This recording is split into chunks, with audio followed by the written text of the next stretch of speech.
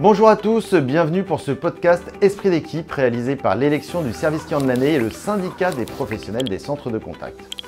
Vous nous retrouverez régulièrement en audio ou en vidéo suivant les plateformes.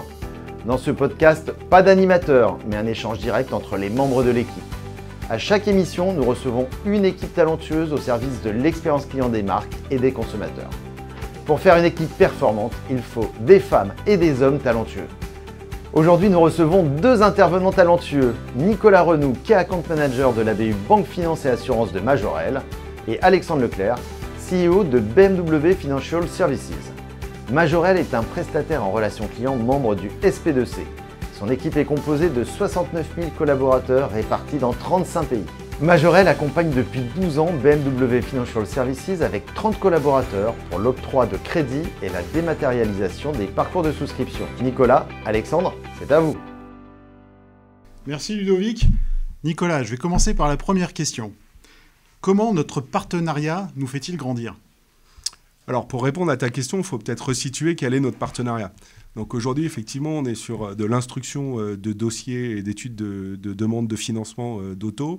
Disons que peut-être le premier point a été la mise en place de RPA qui nous ont permis d'automatiser un certain nombre d'actions à faible valeur ajoutée et à concentrer les dossiers tout prêts pour nos conseillers et vraiment se concentrer sur l'étude des dossiers. Je retiendrai également le e-contrat et la dématérialisation du contrat qu'on a mis en place ensemble. Aujourd'hui, on a 98% de ces contrats qui sont digitalisés. Je pense que ça a été une belle avancée de notre aventure. Et puis, puisqu'on sort de la crise du Covid, cette proximité qu'il a fallu qu'on renforce pour mieux anticiper les flux ensemble face à ces évolutions de comportement forcés, souvent, que l'on a observées sur le marché. Alexandre, je me permets une question également.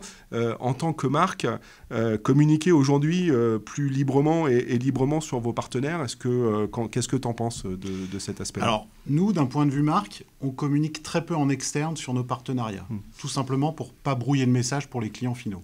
En revanche, on l'utilise vraiment très très fortement en interne et en B2B pour motiver tout le monde et optimiser ce partenariat. Ok, merci. Et participer à un prix, une certification, ça change quoi dans notre relation pour toi ? Alors, tu sais que les indicateurs internes sont plutôt bons, donc ça c'est très positif. Et ce qui est intéressant, c'est d'avoir un organisme indépendant qui confirme nos impressions en interne. Et avec un petit peu de chance, on pourra aussi l'utiliser en communication externe.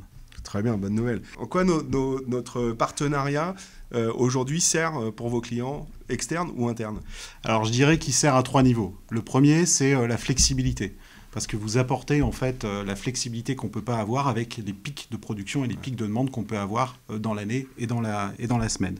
Le deuxième élément, c'est la rapidité. La vitesse, elle est clé aujourd'hui pour nos clients. Et là, vous êtes plutôt performant dans ce domaine. Et le troisième, c'est l'adaptabilité, parce qu'on est dans un monde qui change, on a des process qui changent, de l'IT qui change, et là on a besoin aussi d'un partenaire très très fort pour pouvoir suivre tous ces changements. Ah, ok, merci. Je peux poser une question maintenant ? Avec plaisir, Alexandre.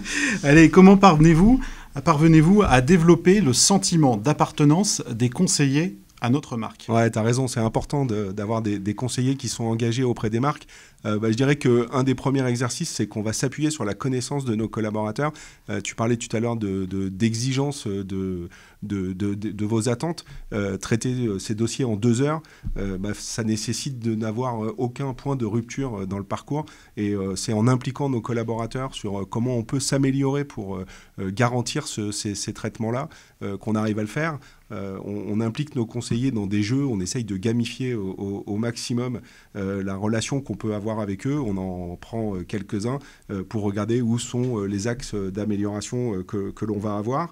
Donc ça, c'est un des points.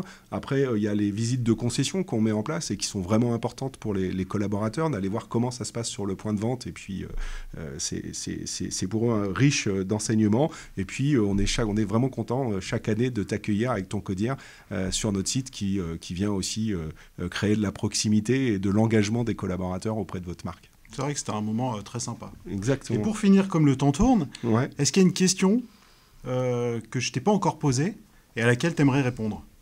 Bah écoute, peut-être que tu me pourrais poser la question de savoir quelle différence on fait entre un partenaire et un prestataire. Ah bah alors celle-là, je vais y répondre, si tu veux. C'est vrai. Un partenaire, c'est quelqu'un qui s'engage sur le long terme. En fait, qui est vraiment force de proposition et qui va là au-delà de délivrer son service. Et on sait qu'on a des challenges importants pour les années qui viennent, que ce soit l'open banking, on a eu ensemble la signature électronique, l'identification à distance. Donc, pour moi, un partenaire, c'est quelqu'un qui est toujours en force de proposition. Ouais, exact. Alors moi, la question que j'aurais bien aimé que tu me poses, c'est de savoir un peu comment se passe et comment on voit l'évolution de la relation client à 5-10 ans. Tu peux même y répondre. Eh bien, écoute, je vais t'y répondre. C'est vrai qu'on voit aujourd'hui beaucoup d'évolutions, on parle beaucoup du métaverse et l'enjeu et la manière dont les marques vont s'approprier ce nouvel espace avec les paiements par crypto-monnaie qui vont changer forcément énormément le comportement des clients va être vraiment important. Il va forcément y avoir de gros enjeux de sécurité et de sécurisation des données autour de tout ça qui va venir un petit peu transformer nos métiers. On voit d'ores et déjà que la digitalisation, la notion de rapidité, les attentes de rapidité des clients font évoluer le métier. Face à ça, dans la personnalisation, il faut qu'on ait des conseillers qui sont de plus en plus experts. Et là aussi, on les accompagne par de la mise en place d'outils. Et c'est un vrai enjeu de continuer à travailler cette expertise de nos conseillers. Et je pense que c'est ça l'avenir, en tous les cas, de la relation client pour nous. Parfait. De bien belles Merci beaucoup, Alexandre. À bientôt. Ouais. À bientôt. À toi, Ludovic. Merci à vous deux pour ce témoignage et ce partage. C'est le collectif qui permet de se surpasser. Seul, on va plus vite, ensemble, on va plus loin. On se retrouve très vite sur le site www.escda.fr pour un nouveau numéro d'Esprit d'équipe avec le syndicat des professionnels des centres de contact et l'élection du service client de l'année.